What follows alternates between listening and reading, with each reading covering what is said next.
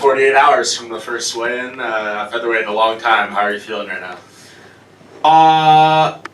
Weight cut easy, jet lag hard. Like that's that's all I have to say about that. Yeah, people asking, they're hammering about the weight cut and get down to 45, but it's actually the reverse of that.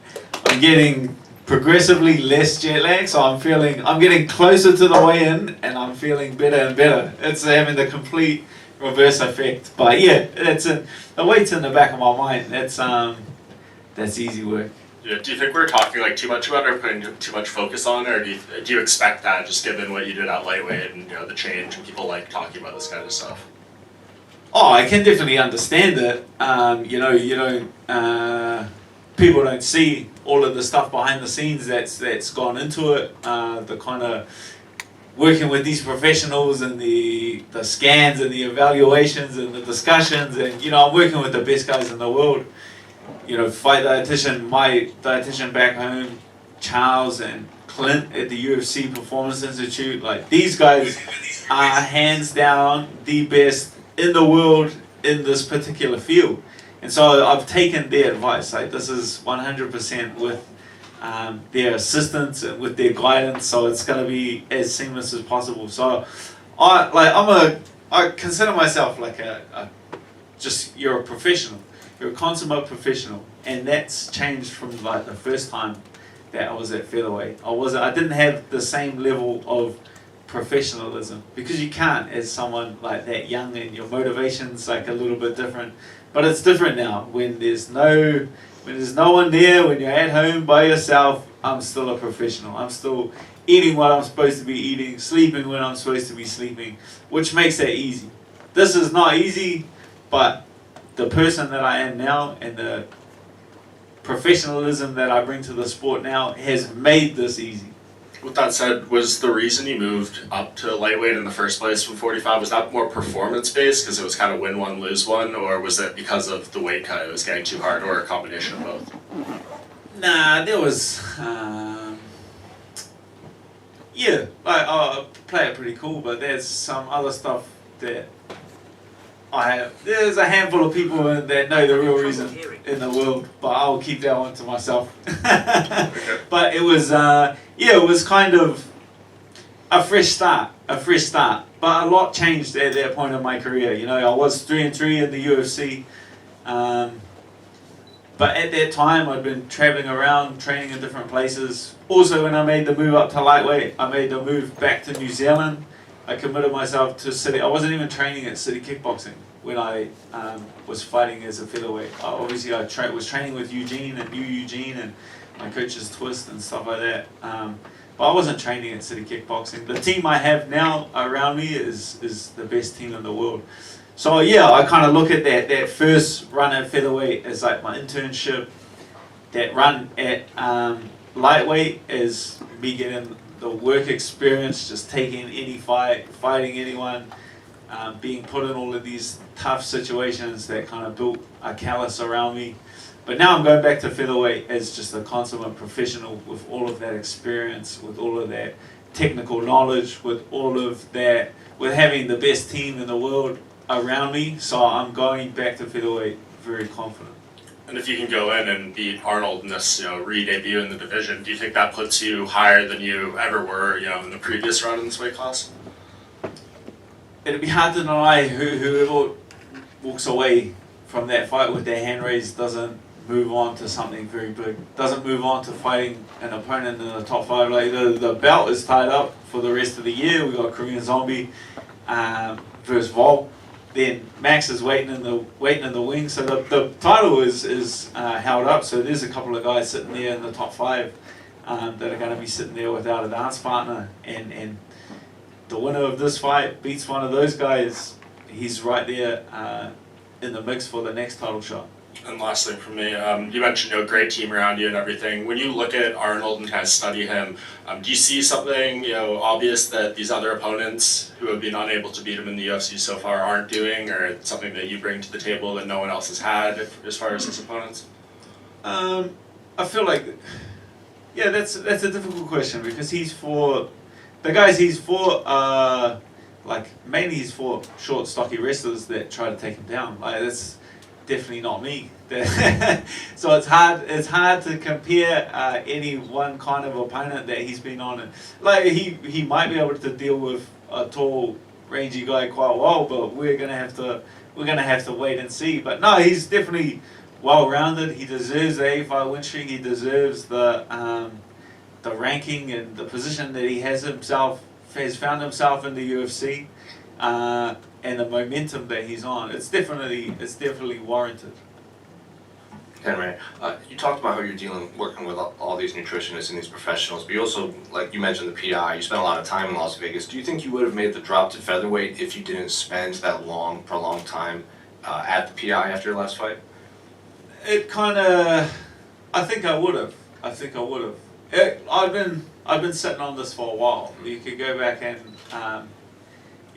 ask Eugene. It was about a year and a half ago that I first. So you have to think. A year and a half ago, I first went to Eugene and I said to Eugene a year and a half ago, "Hey, I'm thinking about going back down to featherweight."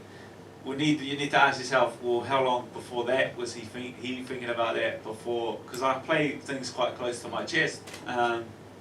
So yeah, I've been thinking about it even before then, and I've kind of had the realization, and even the last couple of days, that it was kind of in my plan all along.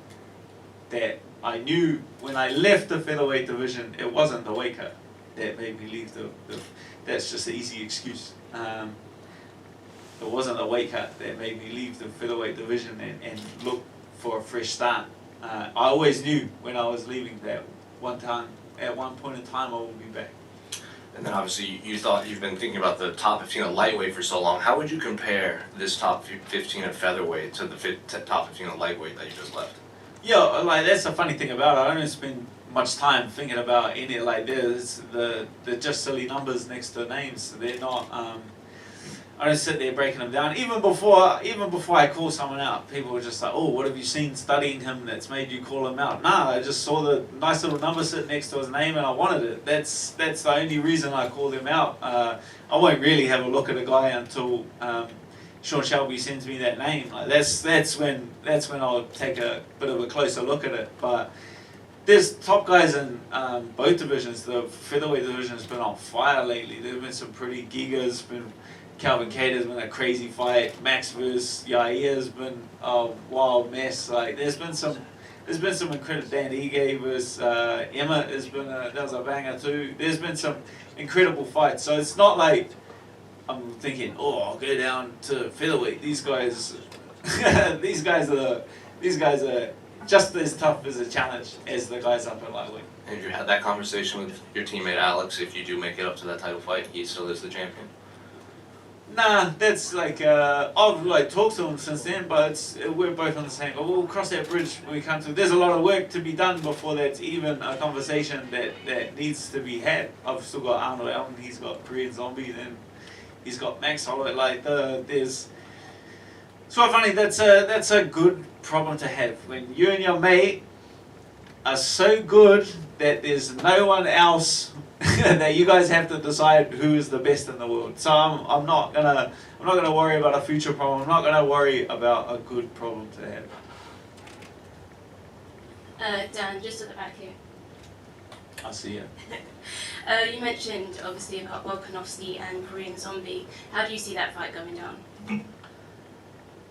Yeah, Korean Zombie gets hit too much. Korean Zombie gets hit too much. Volk gets hit too hard. You put 2 and 2 together, Korean Zombies get knocked out. And of course, you said about previously about New Zealand restrictions being lifted. Can you talk a little bit about what that time was like, having to deal with restrictions, not being able to return home straight away after a fight? That's yeah. Once that got announced that I could go home. And restrictions are lifted, it's like a huge weight off your shoulders, and it's something that I'd say I had absolutely no control of. So there's no point. I tend to not worry at all about things I can't control, because you can't control them. There's absolutely you're just burning daylight worrying about it. But yeah, it wasn't until they got lifted that I kind of absorbed how much of an effect it was having. Like when you're going into a fight, especially the type of fights that I get myself into, it's not 1 or 2 days on the couch and then you're recovered. You know, sometimes it can take months to recover from these fights. So it's good to be at home, surrounded by friends, surrounded by family, surrounded by teammates, and your support network really strengthens you. So to be able to go out there, well, like positions I was in, going into fights, knowing that might happen where you might take months to recover and then be facing 4 months, 2 months, 3 months in a hotel room by yourself is a daunting task.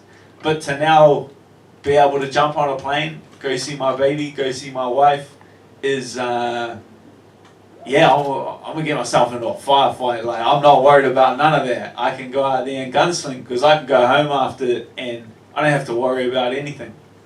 Yeah, because I was going to say, you know, how does that impact you mentally going into a fight, knowing now that weight is lifted off you?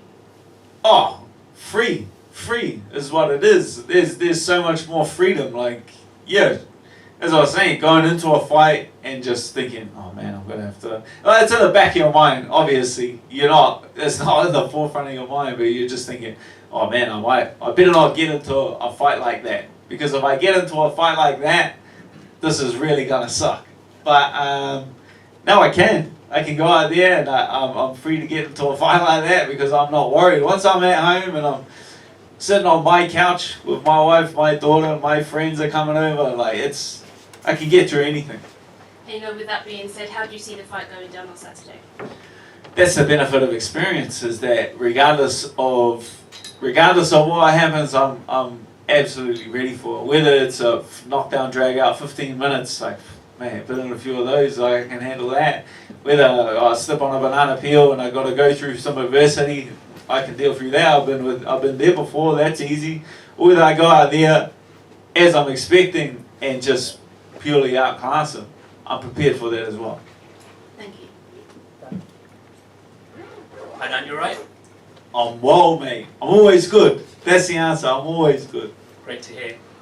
So I just wanted to ask you, you faced Islam Makhachev, Mike Chandler, Poirier, Gilbert Burns, Edson Barboza, Paul Felder, some absolute killers. I just want to know, where do you rate Arnold Allen amongst those guys? Man, he's on an 8-fight win streak. I saw one of those things pop up, and there's only Max Holloway that's ahead of him. And I saw Jose Aldo's win streak was only a 6-fight win streak, so you'd have to say an 8-fight win streak puts him up there. He's the second longest win streak in featherweight history. So that is to be respected. Yeah, he just hasn't had that name. The guys that he's beaten have obviously been world class and incredibly talented, but they just didn't have that drawing power. So it's a win-win situation for the UFC. Either they get a guy on a win streak that beats someone with some name value, or they get a guy with some name value who I'm taking that win streak. So after this, I'm going to be on a 9-fight win streak. So I'm excited to move on to the future on my 9-fight win streak. So you are coming into this fight with a couple of losses. Do you feel a little bit of pressure because of that, or is it because you're at featherweight, you kind of don't feel that pressure as much and you're not really thinking about that? Again, the benefit of experience is that I have pressure is like a tap, and that can only come with experience. If I'm under too much pressure, I have the ability to control that and turn it down and process some things and manage that pressure. But on the same hand, if I'm not feeling enough pressure, I also know the process to turn that pressure up a little bit, because you need that pressure. Because when you have that pressure, you get the nerves and it brings out the best of you. That's when you do your best performances. So again, the benefit of experience allows me to control that pressure. And aside from fighting, and on a much lighter note, I did see on your Instagram earlier this week you had a cheeky Nando's. So I see you're getting used to British culture. Cheeky Nando's is my favourite. We got it in New Zealand. I wanted to ask, what spice do you normally get at Nando's? That's very controversial. That's probably the most controversial question I've asked this week because of my answer. No, hear me out. I go, lemon and herb, hear me out, wait. Wait! I said wait, I got lemon and herb, but then I get hot peri peri, the sauce, and then get a big pile of that and ketchup, stir that together, and then I dip my chicken in that combination sauce. You lost me. Don't judge me! Don't judge me! I'm definitely going to judge you on that ketchup. But I was going to say, I hope you're used to the spice because I know there's a man on Saturday night who will definitely be bringing the heat. And again, on a much lighter note, I know the past 2 years have been incredibly difficult with you with the lockdown and stuff. So, fighting aside, I really hope you get back to your family and you really enjoy the time you have with your family. Thank you. Dan down here. I heard you. I heard you judging me. No offense, man. That's a monstrosity of a concoction. Anyway, that's fine. You've had the benefit of fighting in New Zealand twice in your career, so you know the benefit a raucous home crowd can give a home fighter. Are you expecting Allen to benefit and raise his game because of that? And you were talking about raising up the pressure on yourself. Does that excite you? The fact that you're going to be going in there and being the hangman by nature, but the hangman on enemy territory? Yeah, there's always a complete balance to it of being the villain before, of being three times I've fought him in my hometown. And yeah, there's a definite balance to it. It's a crazy amount of pressure. It's a crazy amount of pressure like you wouldn't believe. After the fellow one, I was like, I ain't going. it's so much pressure. So when you're like the villain, you can go out there and be a lot. There's no pressure. Everyone wants to see you lose, so you can go out there, be free, be loose, be sharp, and really be yourself. It does bring out the best of you, all of that pressure. Training is a lot more focused. You make a lot more faster, like mental jumps throughout that training camp, and you're always, every last session, you're squeezing every last drop you can physically get out of it. But man, having being at home from experience, having 10,000 people that you know, you've met all of those people, you got your friends, your family, you ain't never gonna live that down. You get sparked flat cold in front of all of those people till the day you die. You ain't never gonna live that down. That's a lot of pressure. You're gonna be 50 years old at the pub, and someone's gonna bring that up in conversation. So that's one heck of a lot of pressure. It's gone well for me, but I sure am glad it ain't me sitting in that spot that he's sitting in. So I'm excited to go out there and just be free. I'm feeling the right amount of pressure here. With the move to featherweight, I'm feeling very excited. So, yeah, I'm glad. Better him than me. Yeah, I had a question regarding, you mentioned the pressure that comes with what you do. And, you fought the toughest fighters at 155 and, spending so much time away from your family. What keeps you going and where does that passion come from for you? Yeah, that's a funny one because it's just I have trouble explaining it because I just can't stop. Like it's harder for me to put this sport down than it is for me to do it. Like that's the reality of the situation. That's the funny thing about the whole situation. It's harder for me to turn a fight down than to take one. You know what I mean? Like that. If I was to turn a fight down, that eats away at me. That's something I can't do. If I was to miss a training session, that would play on my mind. I would spend more time thinking about not doing that training session than it would have taken me to get in the car, drive to that training session, push it 100% and drive home. So I just do it now. I just do it. I stop fighting it. I stop doing anything like that. I just follow my instincts and follow that passion and kind of just ride the wave of it. But for me, it's easy. And do you ever think about your legacy in terms of what you've done so far and how you're perceived by fans and the people you work with? Not really. Like you get asked about your legacy, but it's not.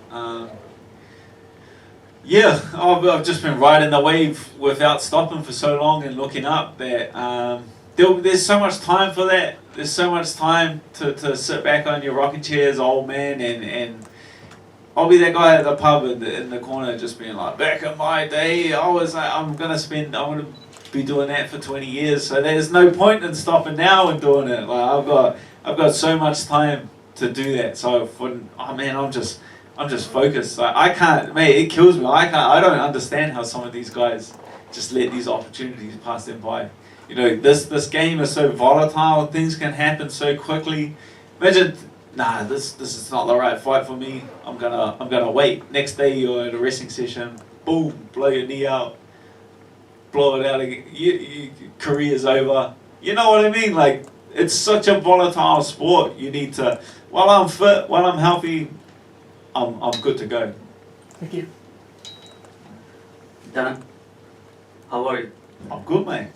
Would you ever fight Alexander Volkanovski? How is your relationship with him? Yeah, like the relationship's good. Like, we're still mates. We can still catch up, have a beer. Yeah, well, like I said before, we'll cross that bridge when we come to it. There's a lot of work that needs to be done between now and then. Thank you. Thank you, lads and ladettes.